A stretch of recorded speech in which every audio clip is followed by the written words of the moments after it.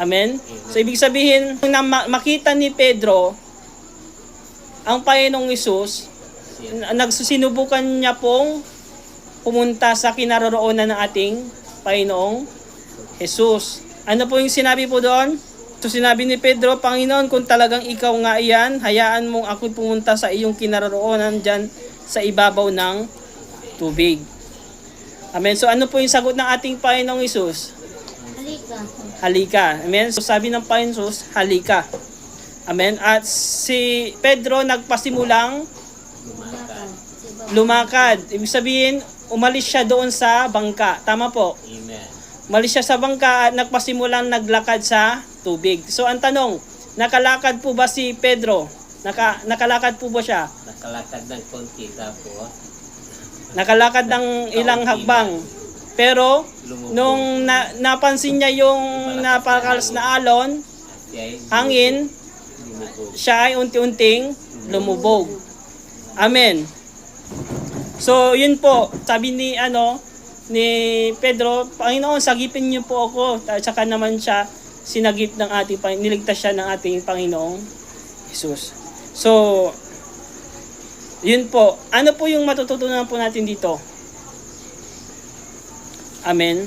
So ang Panginoong Hesus, ano po yung ginawa niya nung lumaot po yung mga alagad? Siya po ay pumunta sa bundok. Tama po, nanalangin. Amen. So, yun po, napaka-importante po sa atin na meron po tayong quiet time, quiet place na kinakatagpo natin ang ating Panginoon. Amen. Amen. So, ibig sabihin, ang Panginoong Hesus, nakikipag-inig siya sa Ama para lumakas. Pagkatapos po noon, pumunta siya sa mga alagad at doon po ipinakita ng Panginoong Hesus yung kapangyarihan ng ating Panginoong Hesus, yung kung paano siya naglakad sa ibabaw ng tubig. Amen. So, ano po yung makikita po natin po dito? Nung nakita ng maalagad ang Panginoong Hesus na naglalakad, nakita ni Pedro, so si Pedro, nag-asam po siya na lumapit sa Panginoon. Amen. At ano po yung ginawa niya? Lumapit siya sa Panginoon kahit na mahirap gawin. Tama po. So, yun po, na minsan sa ano po natin, no? Sa kapag gusto po nating sumunod o meron tayong gustong gawin, i-confirm po muna natin sa Panginoon kung ano po yung response ng ating Panginoon.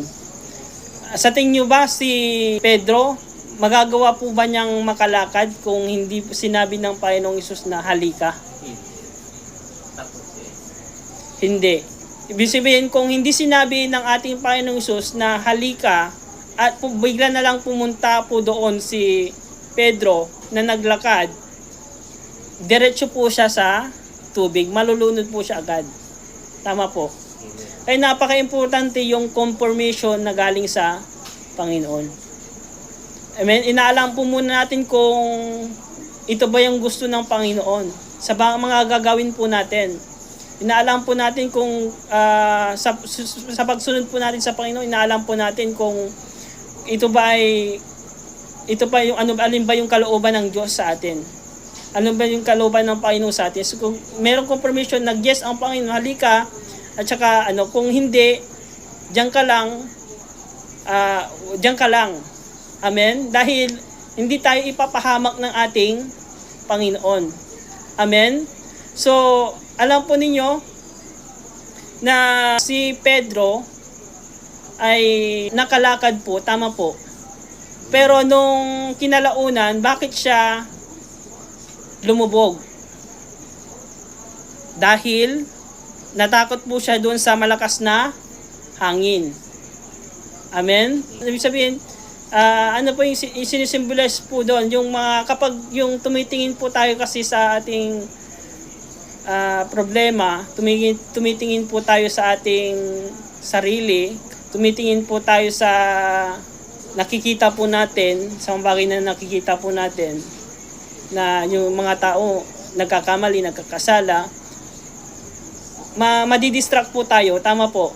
Pero kapag sa focus po natin ay nasa Panginoon, hindi po tayo madidistract.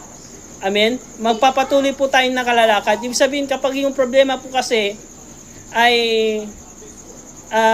hinampas po tayo, na nawawala po yung focus po natin sa Panginoon, unti-unti po tayong ilulubog ng problema. Pero kapag nakatingin po tayo sa ating Panginoong Hesus, magagawa po natin maka-step na papalapit sa ating Panginoon. Ibig sabihin, wag po tayong papatinag doon sa malalaking problema, malalaking alon, malalaking hangin, o anumang pagsubok na dumadating po sa atin. Ituon po natin yung ating paningin sa ating Panginoong Hesus. At kapag tayo po ay ibig nating sumunod sa Panginoon, kinakailangan meron po tayong pananampalataya. Amen. Ibig sabihin kasi kapag sumusunod lang po tayo sa Panginoon na walang pananampalataya, unti-unti po tayong madadry. Unti-unti po tayong lulubog, manghihina.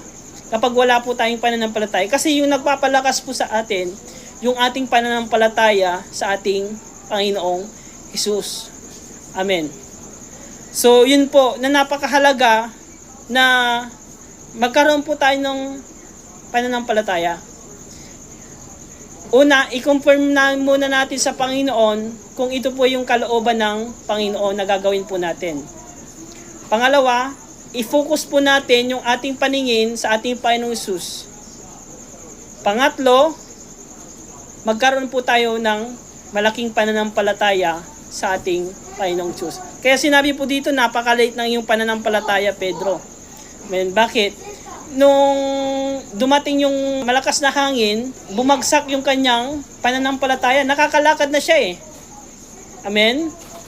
Kaya napakahalaga ng napakalaking pananampalataya po sa ating Panginoon. Magkaroon po tayong malaking pananampalataya. So, yun po.